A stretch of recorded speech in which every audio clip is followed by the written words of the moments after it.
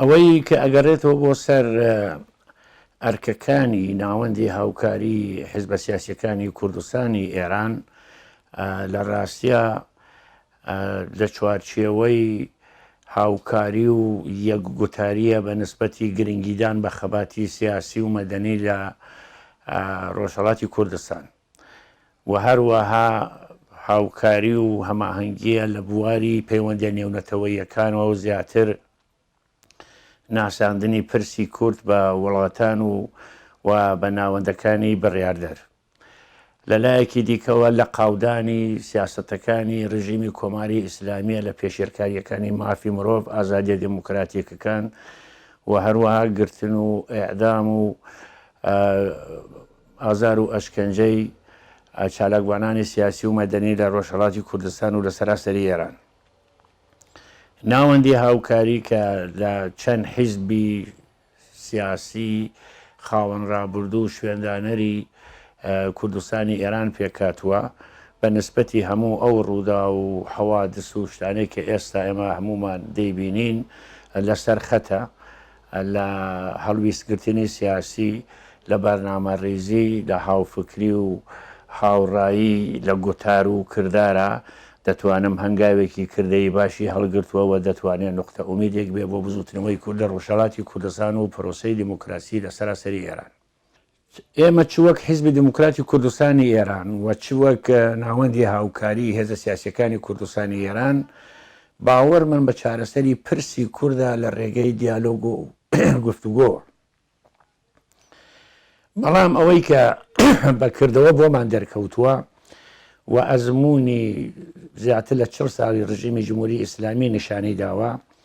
عقلیەتی ڕێبەرانی کۆماری ئیسلامی چارەسەرکردنی پرسی کورد یان نەتەوەکانی دیکەی ئێران لە ڕێگەی دیالۆگ و گفتوگۆ نییە.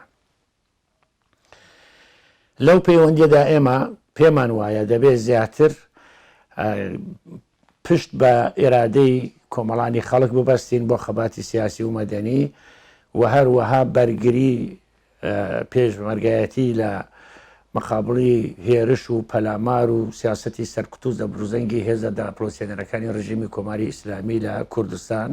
و لە سەراسەری ئێرانیش ئێمە پێمان وایە خەڵک دەبێت بێتە سەر شەقامەکان و لە مەقابڵی ئەو سیاسەتە دژی ئینسانی و دژی مرویی ڕژیمی کۆماری ئیسلامی ئێران هەلویست بگرن و هەنگاو بە هەنگاو پاشەکشە بە ڕژیمی کۆماری ئیسلامی بکەن هەتا نەهایەتەن بەرەو ڕۆخانی دەبین. بەڵێ بە ئەو ئەزمونەی کە ئێمە هەمانە لە کوردستانی ئێرانە خەڵکی کورد بەگشتی لەباری ئاستی سیاسی وشیاری نەتەوەی پێشەنگ بۆ پێشەنگە و پشتیوانێکی بەردەوامی هێزی پێشمەرگەیە و هەروەها پشتیوانی سیاسی خەباتگێرانی ڕێگەی ئازادیەکە لە مەیدانی خەباتدا توانیومانە ئێمە هەمومان پێکەوە هەموو گەلی کورد و هەموو خەباتگێرانی ڕۆژهەڵاتی کوردستان لە چوارچێوەی ئەو بەرژەوەندی سیاسی و نەتەوەی گەلەکەمانە هەنگاوی خێرا هەڵگرین و لە خۆپیشاندانەکانی شارەکانی کوردستانی ئێران لە مانگرتنەکان لە پێشوازیکردنیان بە پەیامەکانی ناوەندی هاوکاری لە هاوسۆزی و هەستی نەتەوەی دەربڕین بە نسبەتی بەشەکانی دیکەی ئێران و پارچەکانی دیکەی کوردستان و خلاصە ڕوودا و حەوادثێکەوە کە لە ئێران و لە دەرەوەی ئێران ڕوویداوە بە نسبەتی پرسی کوردەوە کۆمەڵانی خەڵکی کوردستان ئەمە گناسانە هەڵویستیان گرتووە و دەوریان گێڕەوە و هێزێکی معنەوی کارابوو لە بزوتنەوەی ڕزگاری خوازی گەلی کورد ڕۆژهەڵاتی کوردستان. ئێمە پێمان وایە و پێمان وایە بەگشتی کورد یەک نەتەوەی و کوردستانی یەک نیشتمانە. هەموو خەباتگێڕانی کورد لە هەر کام لە پارچەکانی کوردستان پێش لە هەموو شتێکەوە دەبێت پشت بە ئێرادەی ملەتەکان و بەرژەوەندی ملەتەکان ببەستن. دووهەم هەوڵی یەکێتی و یەکڕێزی خۆیان بدەن. ئەزمون ئەوەی بە ئێمە سەلماندووە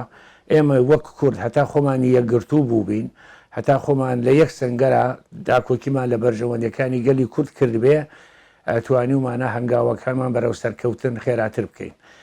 و پەرتەوازەی ناهەماهەنگی کێشەی نێوخۆیی ئەوانەش تەئسیری خراپی لەسەر ڕەوتی ڕووداوەکان و بزوتنەوەی کورد بەگشتی بووە. بۆیە ئەزمموی ڕابردوو بە ئێمە ئەڵێ و ضرورەتی سیاسی و دۆخی سیاسی هەستیاری ئێستا ئەوە بە ئێمە ئەڵێ وەک هەموو تێکۆشەرانی کورد لە هەموو پارچەکانی کوردستان